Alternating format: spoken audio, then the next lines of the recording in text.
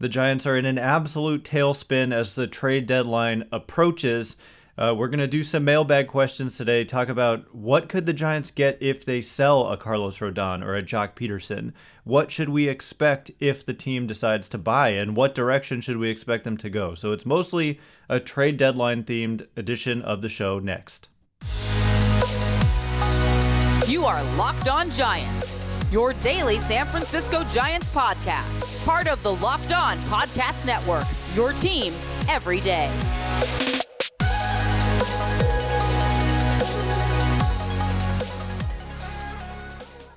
Hello and welcome to Locked On Giants, part of the Locked On Podcast Network, where it's your team every day.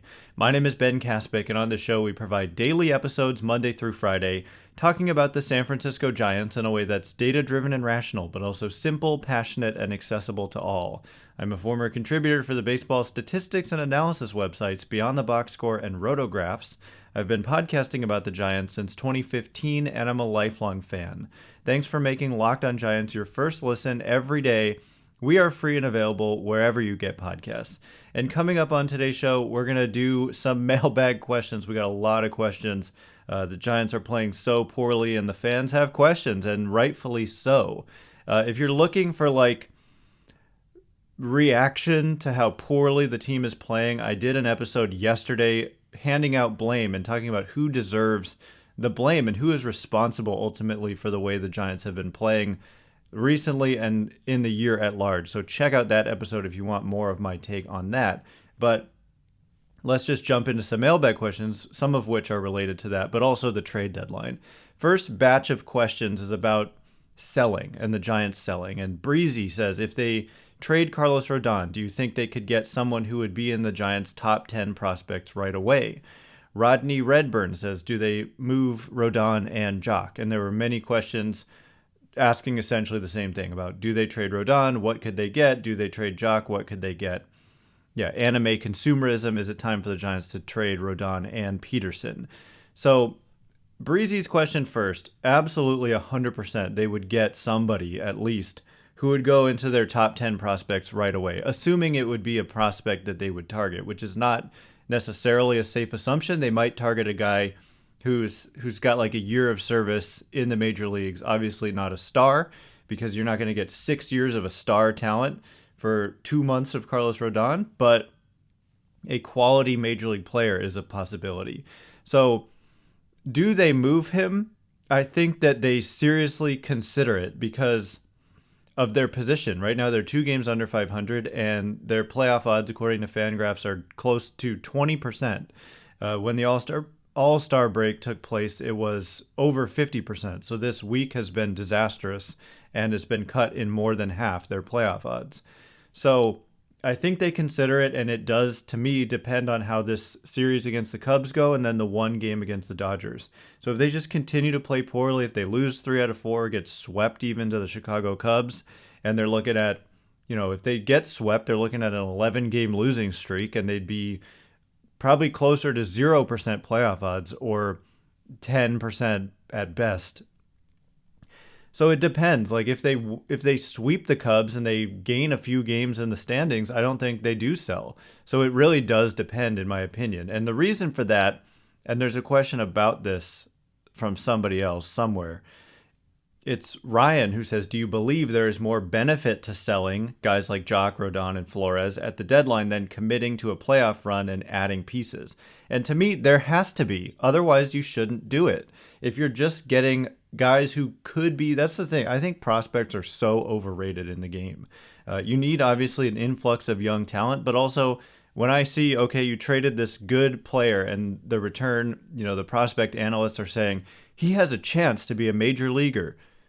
Great. You're giving me a guy who has a chance to be a major leaguer and a chance that he's not even a major league player I'm sacrificing my season. I don't want to do that. I don't think it's worth it. And that's why the Giants, I think, have some leverage when it comes to a Carlos Rodón, because they have shown before in 2019 with Madison Bumgarner and Will Smith, they didn't sell, even though they were in a similar kind of position to where they are now. They were close to 500. They were on the cusp of the race, and they didn't do it. So it has to be worth their while. And Rodón is better than either of those players were at the time.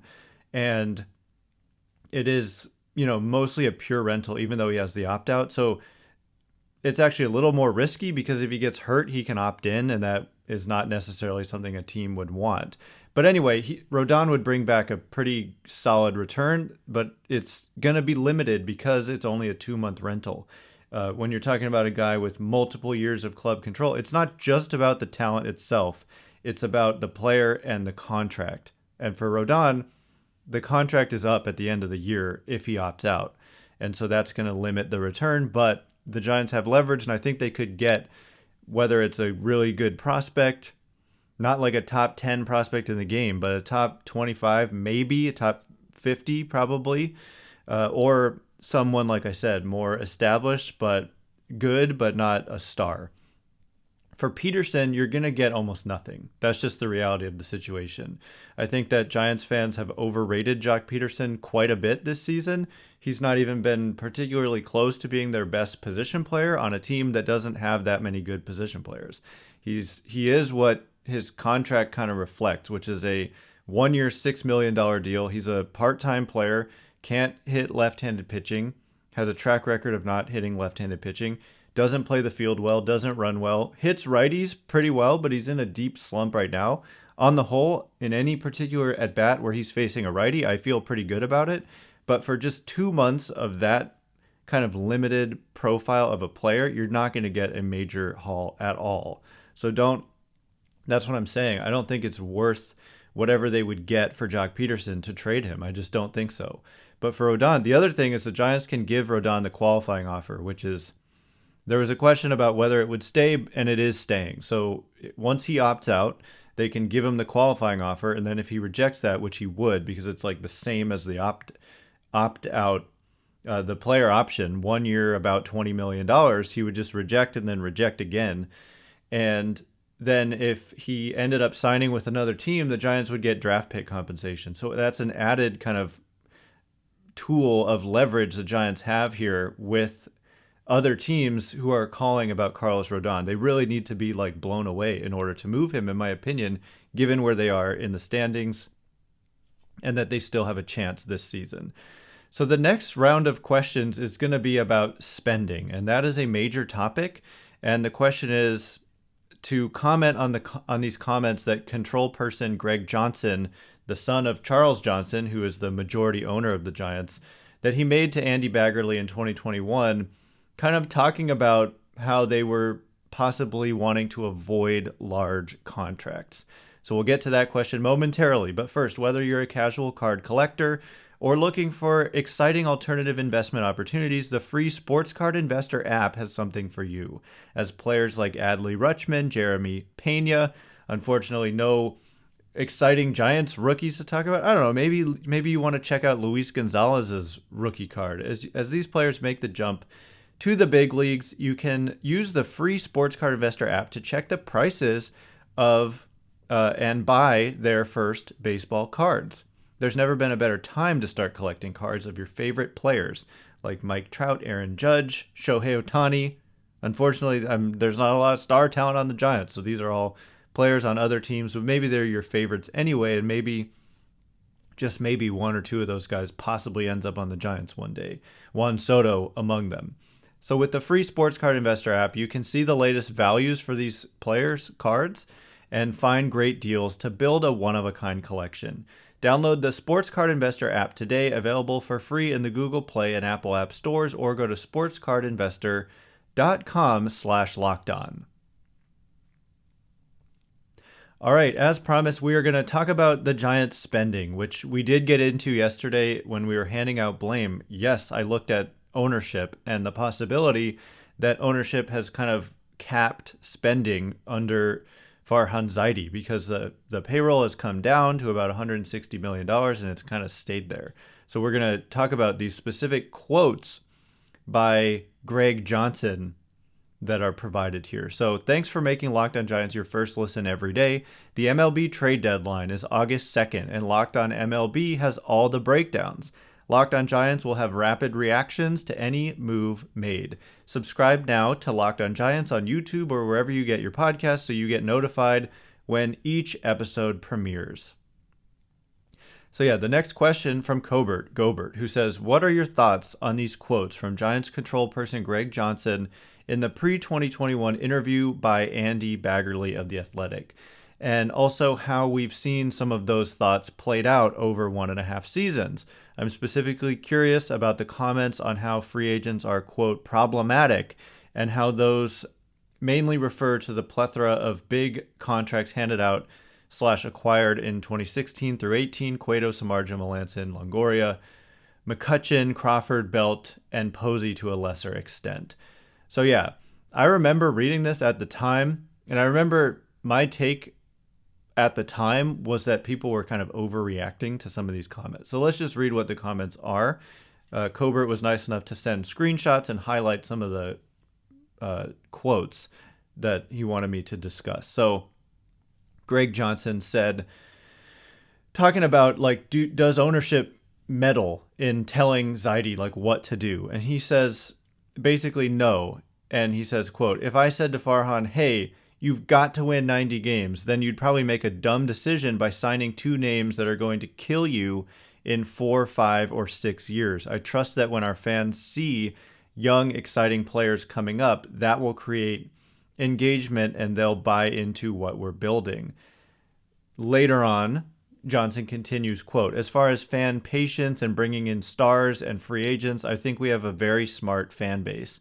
Based on the things that I read and see and get on Twitter, people really seem to understand that you don't win by going out and outbidding the other 29 teams for 3 or 4 free agents. You win by having one of the best farm systems and scouting systems and developmental systems. That's where the emphasis is with Farhan. So that last quote specifically really stood out to me, and I hadn't read this since then. And I just must say, this was, like you mentioned, this came out prior to 2021 when there was like angst about the state of the team and people thought they were years away and why didn't they sign big players in free agency. I must point out, they went out and won 107 games that year. And so people kind of stopped complaining at the time, but then this year we're back to it. And I think for good reason. But it is interesting when he says you don't win by going out and outbidding 29 other teams for 3 or 4 free agents, not just 1, 3 or 4. He's saying you can't even do that. And that you win by having one of the best farm systems, scouting systems, developmental systems. And then he also talked about when fans see young, exciting players coming up, that will create engagement. The issue is we haven't seen that. And so I do think it's a good place to recalibrate our expectations about the future of this team, because it does seem like they are still in a phase, I don't want to say rebuilding, but waiting for the wave of young talent to arrive at the major leagues. And that's why when we're talking about possibly buying, and like Juan Soto, for example, this quote does not at all align with the possibility that the Giants would be in on Juan Soto, because he's saying we win by having a strong farm system and having young talent come up through the system. And you're like relying on Marco Luciano and Kyle Harrison being key players and possibly turning into stars if you're the Giants. And so if you give them up and you're only getting 2 years of Juan Soto, and you've gutted your farm system after all this time trying to build it up, and it hasn't really exactly gone according to plan, we're still waiting for the wave of young talent. And this is the 4th season under this front office. And so you would expect that by now it would have started a little bit.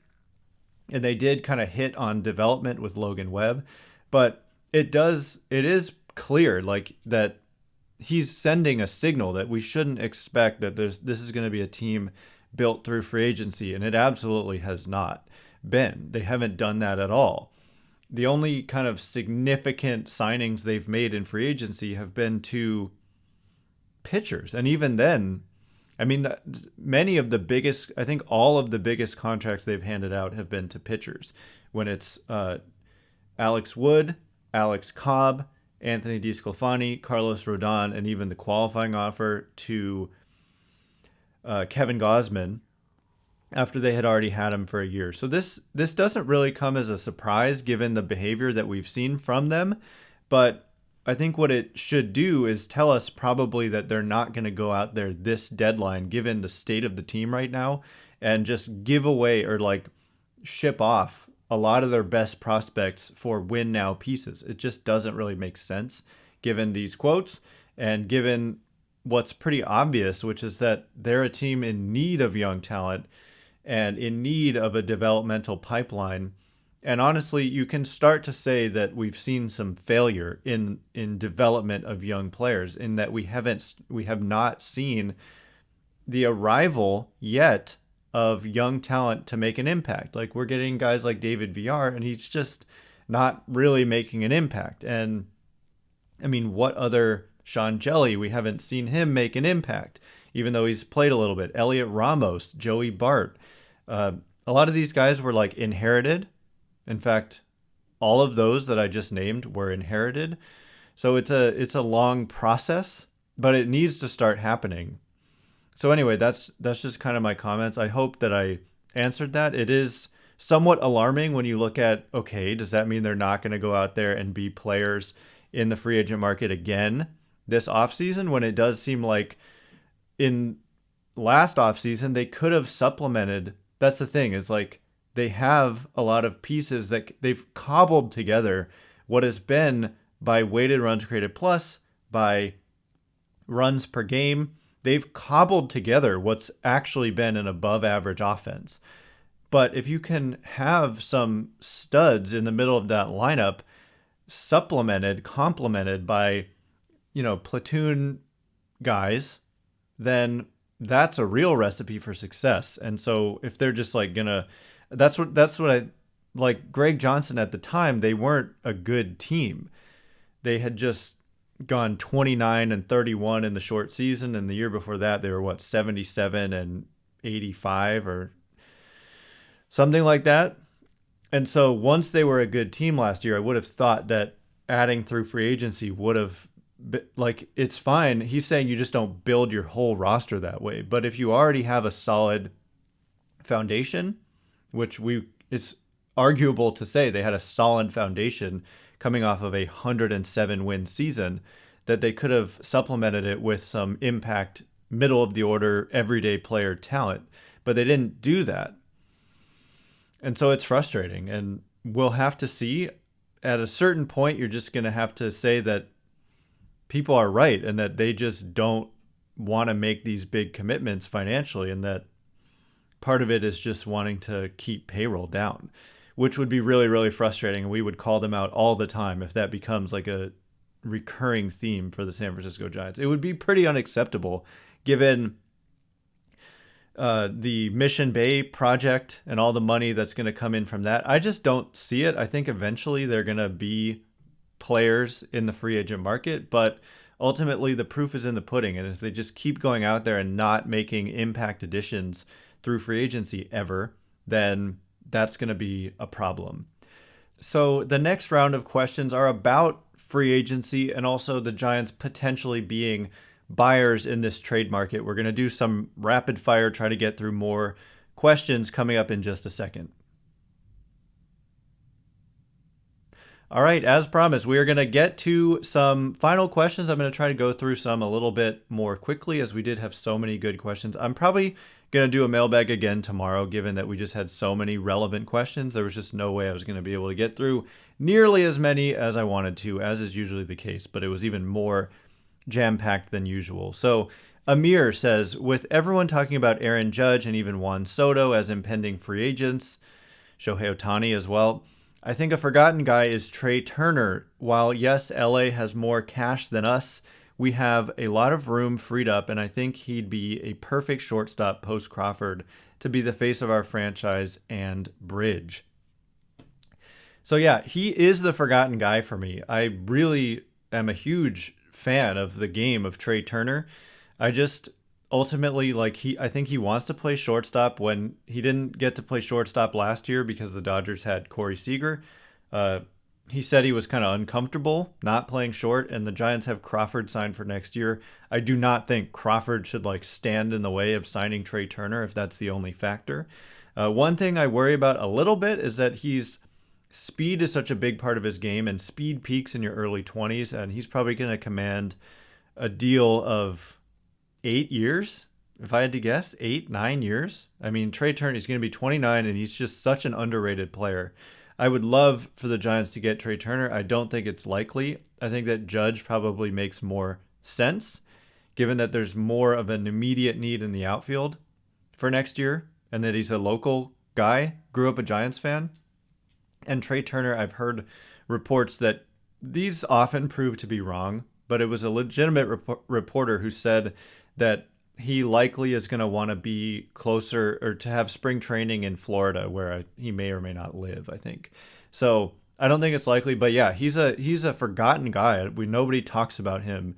Even when we're talking about how good the Dodgers are, people talk about Betts and Freeman, but Turner may be the best of the three, actually. So yeah, don't sleep on Trey Turner, who's an impending free agent. And just to be clear, Juan Soto is not. Juan Soto is a free agent in 2+ years after 2024.